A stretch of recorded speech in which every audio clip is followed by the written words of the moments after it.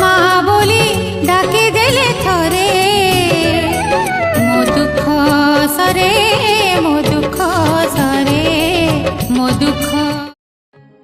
Hello everyone, जय Jagannath, welcome back to my channel. आमे बाहरिलु जाजपुर एवं केउझर ट्रिप्रे। आम प्लानिंग अनुसार प्रथम आम गलु माँ बिरजा पाखक। माँ बिरजा दर्शन हो गला। नेक्स्ट आम गलु केउझर गला बेले ये पहाड़ और झरणा को देखी गोटे कविताटी मन को आसला। पहाड़ झरणा शीतल पवन प्रकृति रूपे भरीची मन। बनर मधुर गछगान मने हुए शांतिर स्नान। गिरी मधुर नीरवता पत्र लुचि थाए गाथा। झरणा गाए शीतल धुन प्रकृति हसे हृदय चुन। सतरे सांग माने ये सुंदर प्राकृतिक परिवेश देखी मते तो बहुत ही खुशी लगिला। आपण माने भी निश्चय आसतु यार मजा नियंतु। ये सुंदर पहाड़ और झरणा को देखिले मन तो बहुत आनंद लगे एवं आपण माने निहाती आसतु। ये वीडियोटी भल लगी like and comment and subscribe निहाती करेंगे।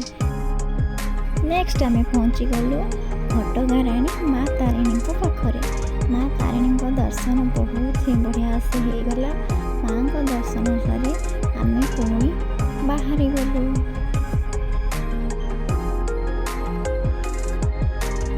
जेहेतु लंच टाइम हो जाइथिला आम गोटे रेस्टोरेंट पहुँचलु एवं आम लंच सारी पुणी बाहरिलु बड़ घागरा।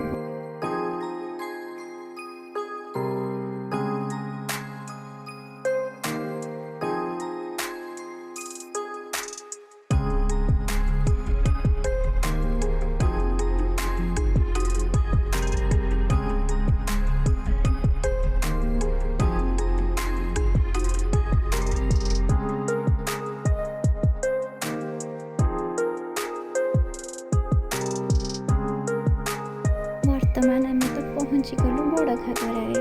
बड़ घागरारे बहुत ही मजा मस्ती कर फोटोशूट एवं वीडियो करी आम बाहरिलु झरणार मजा नेबा।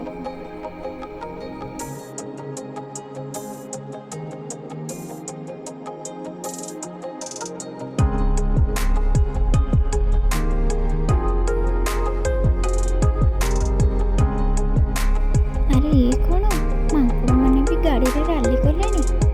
हाँ से तो कहते यहाँ आम एरिया आम जहाँ चाहबू से ही करूँ।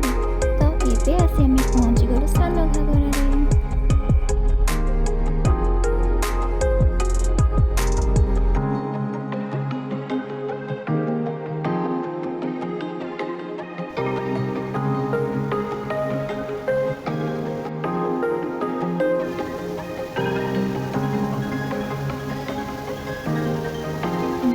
बाप ये झरणा को देखी जितनी डर लगुला से आनंद भी लगुला।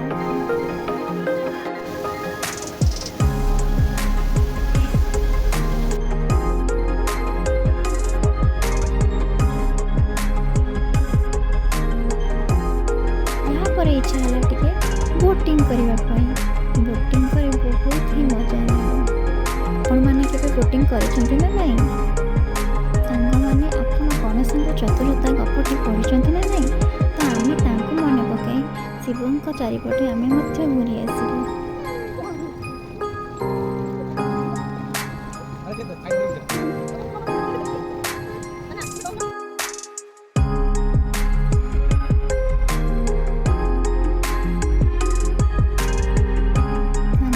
भिडियो जदि आपको भल लगे तो लाइक एंड सब्सक्राइब निहाती करेंगे। जय जगन्नाथ।